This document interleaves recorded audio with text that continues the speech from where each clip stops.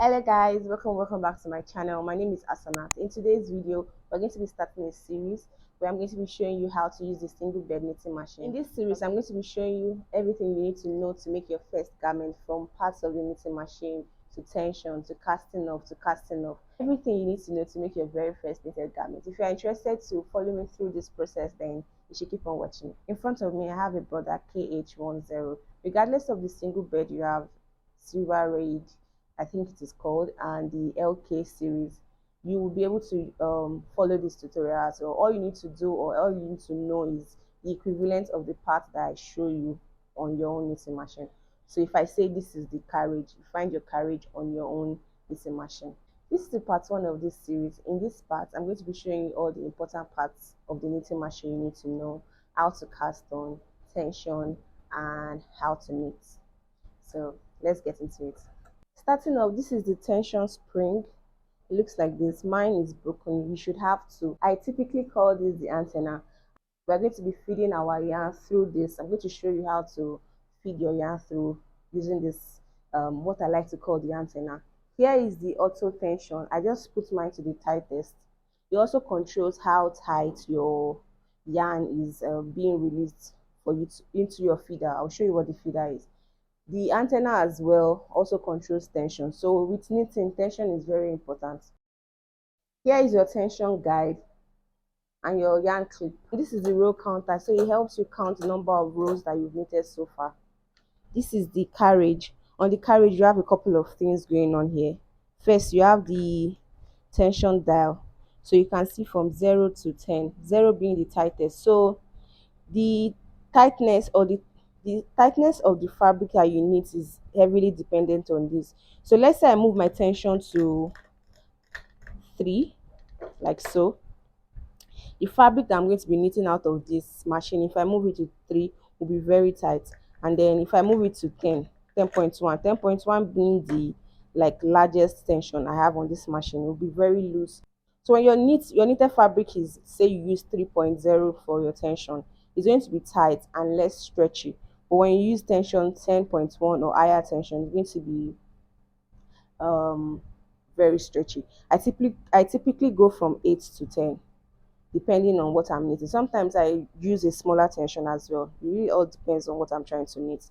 This is the handle of your carriage, so you use this to move your carriage, and then this lever here helps you count. So if I move this up and I knit, it's not going to hit the row counter, so it's not going to count. For you to count your row, you need to slide this down, and it will help you count without you having to worry. This is the yarn feeder. This is where you put your yarn. For this machine, you can thread in 2 different yarns, but you can see these arrows here. When we get to the advanced part of this series, I will show you how to feed into 2 different yarn. Sorry, my machine is a bit dusty. I'm just saying that now.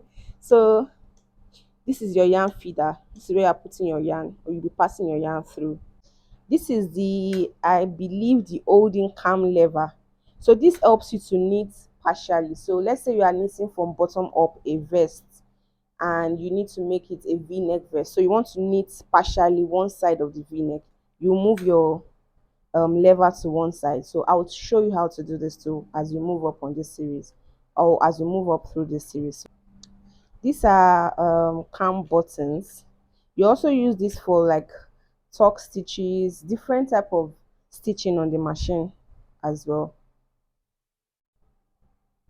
but that is a little bit more advanced. So for the basics, these are the things you need to know. You need to know your carriage, you need to know your tension dial, you need to know the cam holder lever, your yarn feeder, and I think that's it.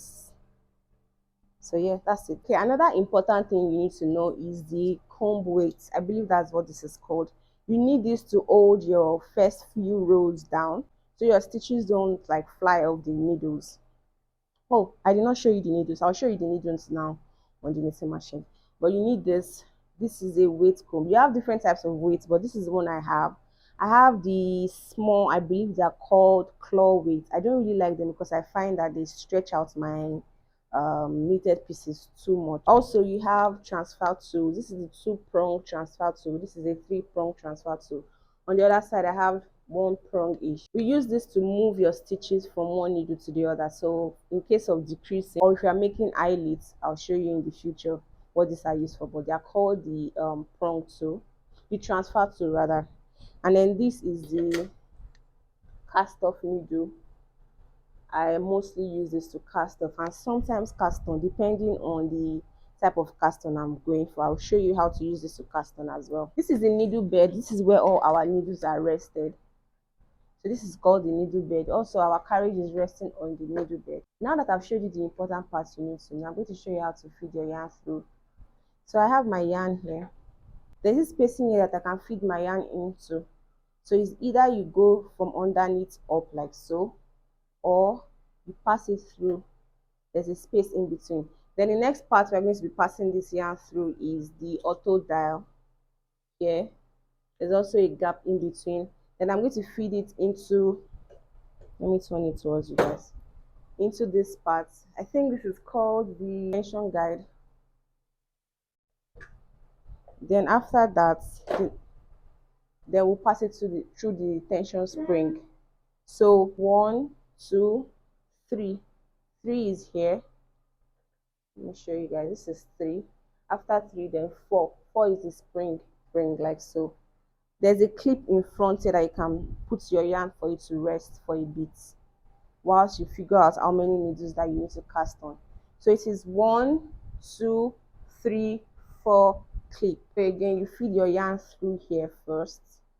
1, then go into this part, the tension, the auto tension. Like I said, I've already moved mine to the tightest. Let me show you. I just have this on the tightest. So you pass it through there. Then here, there's a loop here as well. Then the third part is the tension, the spring tension. This is the yarn holder. I can just, or yarn clip. You can clip your yarn on here for as long as you like until you figure out how many needles you are casting on. So this is how you feed your yarn through for a broader knitting machine, single bed knitting machine. This is the needle bed, and here are my needles. If you look underneath here, you see this tape measure that shows 0 in the center. We have 100 needles to the right and 100 needles to the left. So on my knitting machine, I have 200 needles in total. So to make a swatch, I'm going to cast on 15 needles on both sides. So this is 0, like I showed you earlier, and this is 10. So 10 plus 5.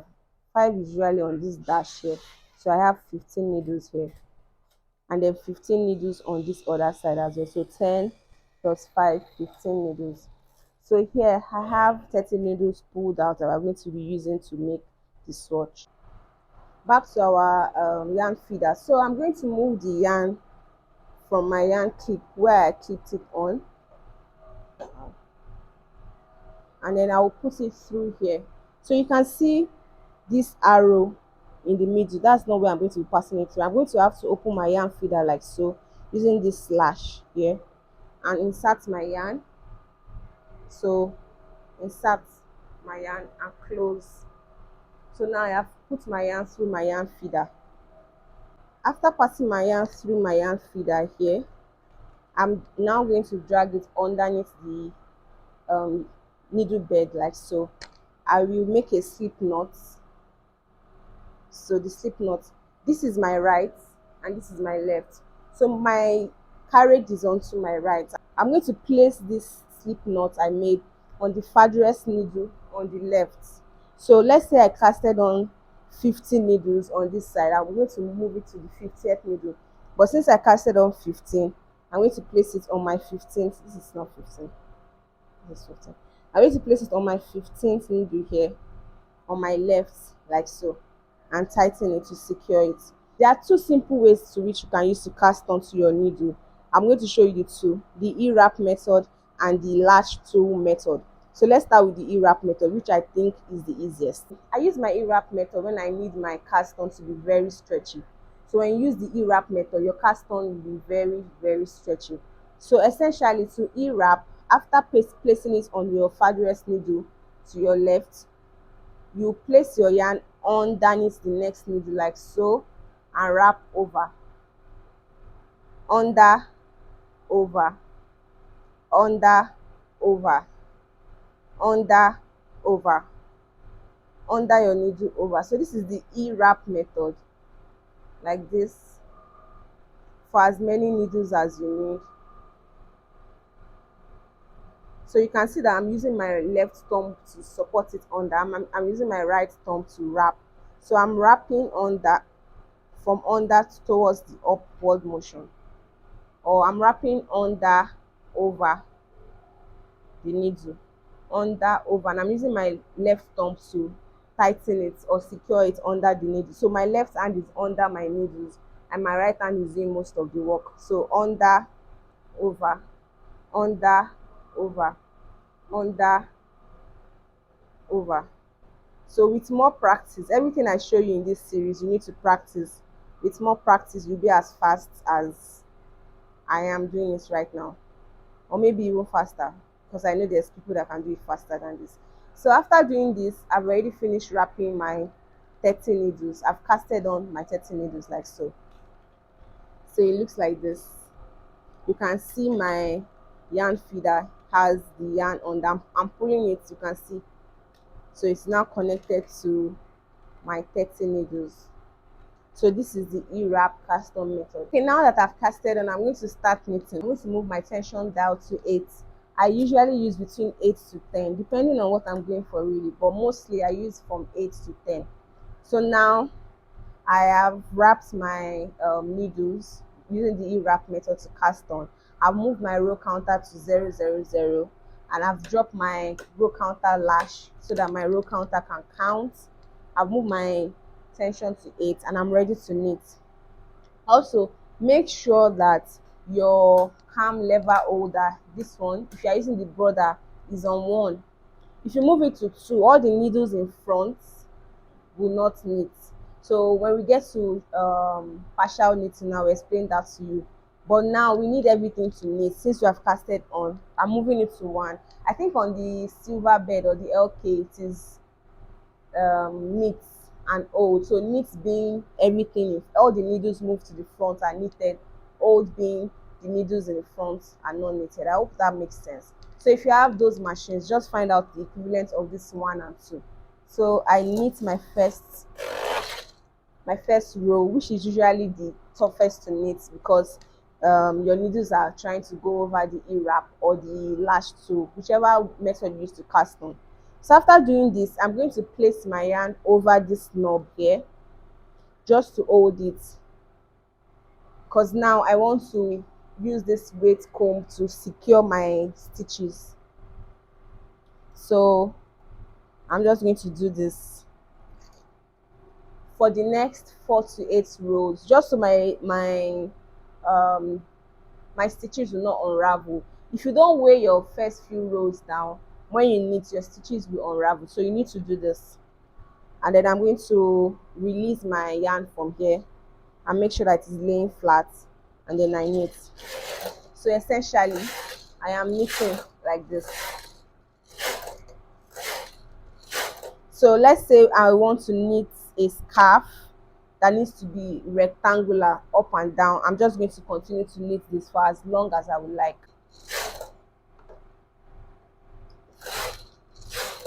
I've taken off my comb because I'm now on the 14th row. I can take off my comb now, and I'm just knitting back and forth. So as you are moving the carriage, it is knitting back and forth without any hassle. So this is the process of knitting on the single leg.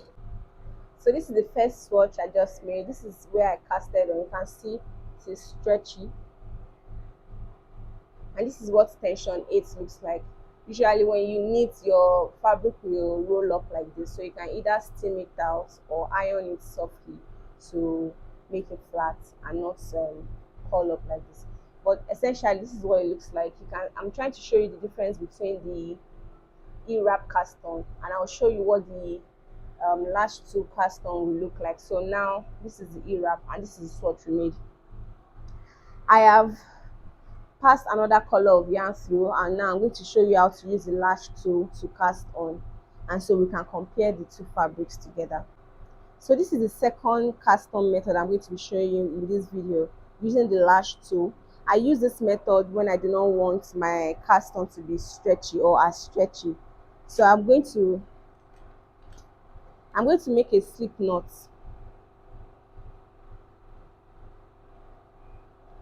Instead of putting my slip knot on my needle, I'm going to put it directly on my lash tool. And using the lash tool method, there is no need for you to feed it through the yarn feeder. So you can see that it's not on the yarn feeder like I did for the e-wrap method. So now it is on my lash tool. I'm going to secure my slip knot on it. I'll pull my yarn just so I have excess yarn like this. So after securing my slip knot on my needle, I'm going to put it in between these two needles on the bed from underneath, like so, you can see. And then I will yarn over like I'm crocheting, and then I will pull, and I'll move it in between the next two, yarn over, pull, in between the next two, yarn over, pull. Let me bring you guys closer. You can see that the yarn is, my needle is in between these two needles. So this is the needle I'm going to be casting on now. I'll yarn over. So you see my lash too has this lash here. So when I yarn over, the lash is open. When I pull through, you can see the lash will close up by itself. Did you see that? And I'm moving into the next needle. Sorry, I dropped it. If you drop it, you just pick it back up like so. You move it through the next two needles.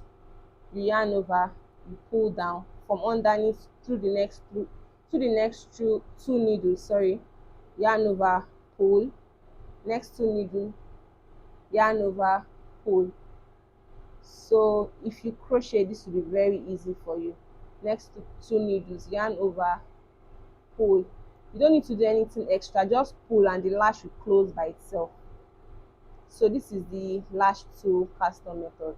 Sorry, I keep dropping this because I'm looking at the camera instead of my stitches. So again, you have to practice this to be as fast as you would prefer.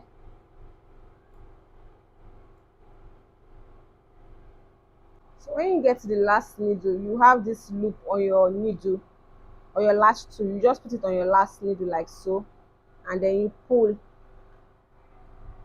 After you put it on your last needle like so and you pull, then you now move your yarn under, and then you put it through your yarn feeder here and you close. So this is how you cast on using the lash tool. So comment down below to let me know which of these cast on method you prefer. So after you cast on the e-wrap method, you can see that I've moved my yarn underneath my carriage and into this lash tool. I move it all the way to the back and I close. So you are ready to knit. The row counter is on 36 from the last swatch I made, this one. So I'm just going to move this back to 0, 0.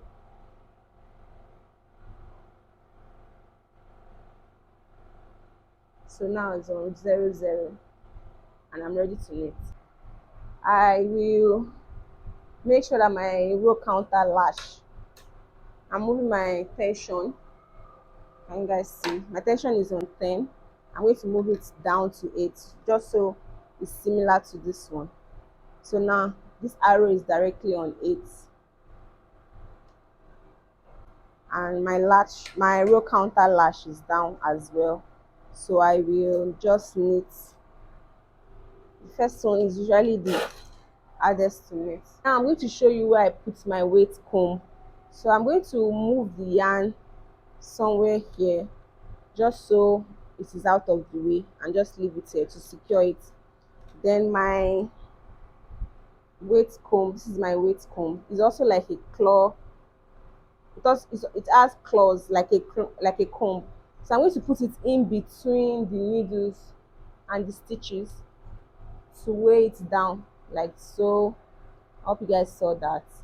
Then I'll release my yarn from where I'm holding it. Make sure that it is straight. So you can see my yarn is straight now. It is going directly into the yarn feeder like so.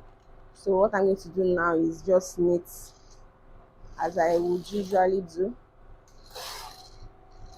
So So I'm just knitting back and forth. Okay, now I want to show you the mechanism of knitting, like how the knitting process actually works in case you drop a stitch.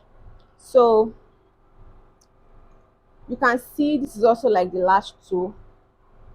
They're identical, even just this one has a handle to it. You see that it has these lashes and they are all up. I don't know if the camera is picking this up. They are all resting up, they are not down. You can see I moved some down, some of them are up. If I knit, you see that they all go up because there's a magnet underneath the carriage. This is a magnet that raises all the needles or the lashes on the needles up for it to knit. So this is what knitting essentially is. I'm going to take out my yarn from the feeder and knit manually so you see what I'm talking about. I've taken out my needle from the carriage. I'm just going to knit by hand now. So to knit, the needle needs to go forward like so. So when you saw when it went forward, this lash rested, so this stitch has gone back. So I will wrap it over like so, and then if I wrap it over and pull my needle back, that's knitted one stitch. So I have knitted that by hand. I'll move the next needle out. You can see this stitch on top of the needle. It will go all the way back now, and the lash will rest down so that the needle can do that, so that the stitch can go all the way back. Then I'll put my yarn over it like so, you can see, and I will pull. So when I pull, you see that the lash closes. Can you see the lash just open now? It's closed. And so I have knitted. I've knitted my second stitch. Pulling out the third, you see my stitch is going to go all the way back. The lash will allow that to happen. I will wrap over and pull back. The lash will close and my needle and my stitch has knitted. I'm moving the fourth needle, wrap, back. So this is essentially what the carriage is doing. It's moving in needles to the front, stitches to the back, then lash close, lash open, like I have explained. So it is important to know what is going on in case you drop a stitch. So let's say you drop this stitch. Let me give you an example. Let's say for some reason something happened and you drop this stitch. So I've taken this off the needle. You can see that I've dropped this stitch here, and I'm going to unravel a few of it. 1, 2, 3. So I have unraveled 3 stitches or 3 rows from this needle that dropped. So you can see under here, you see the ones that I've knitted. What I need to do is to go to the row that is knitted. So I'm going to pick this last 2. Can you guys see that? This last 2, and place them on the needle, and I will knit it manually. So I'm trying to show this as best as I can. Now that I have those two rows on the needle, I'm going to unravel one as well. So the row on top, so let's say this is row number 1 that is on the needle. This is 2, this is 3, this is 4, this is 5. So it is in the order at which you see the loops that you are going to count. So to knit this now, you can see that there are some rows secured on my needle. I feel like there's a better way to show you guys this. I hope you understand. Okay, I think this is better. So now, like I was saying, you see that some stitches or a loop is on the needle. Then you have this one, then this next, and then the farthest. So I want to knit all these stitches that I dropped. All I need to do is to move this one that is closest to the one that is on the needle. I'll move it on top. I'll move it on top of the lash like so, and I'll close the lash over it. So once I close the lash over and I pull the needle to the back, it will knit. So now I have three loops. I'm going to put my needle to the front again like so. So this is the one I'm going to knit now. I'll move my needle to the back gradually. I'll put it over the lash, and I will close the lash and pull my needle to the back. So now I have 2. Again, I will pull my needle all the way to the front like so. My lash I'll put this loop over my latch. I will close the latch and move my needle to the back. So now we have just one more row to knit. I'm going to, you can see this one is there at the back. So pulling it to the front like this will move the knit. It has to be on top, by the way, so it's easy. So you see, I will move my needle all the way to the front, and that stitch will go back. This one has gone all the way back. So I'm moving my needle, and I'll place the new row or the loop over the latch. I will close the latch, and then I'll move it all the way back, and that will knit as well. So that's actually the mechanism of knitting. So the row below, we move it to the back, and then we put the new row on top. I'll drop just 2 or maybe 3 of this one. I'll drop a stitch here. Let me drop this one so I can show you this again. So I have 3, I have 1, 2, and then the third one is still knitted. So I'm going to secure the third one because it's the farthest, it's the one under. I'll put it back on the needle using my lash tool. You see, I pull my needle to the front. So that third row is secure now because it has gone all the way back. So I have these two showing in the front. So what I'm going to do next is I'm going to pick this one on top, put it over my lash tool, close my lash tool, and pull. So you see that I have one now. I will move my needle all the way to the front again. Moving my needle all the way to the front, you move this knitted row all the way back. You saw my lash open and it allowed it to go back. And then next I'm going to put my loop on top of my latch. Make sure it's on top. Then you close over it and pull. So that's how you fix a needle when you drop a stitch. And that's essentially how the machine works. That's how you knit. Okay guys, so I've casted off this swatch I made using the lash tool cast on method. As you can see, the cast on is not even stretchy compared to this one that we use the e-wrap. You can see this one is stretchy and bouncy. This one is not at all. The same measurements, the same tension, the same row, but different results.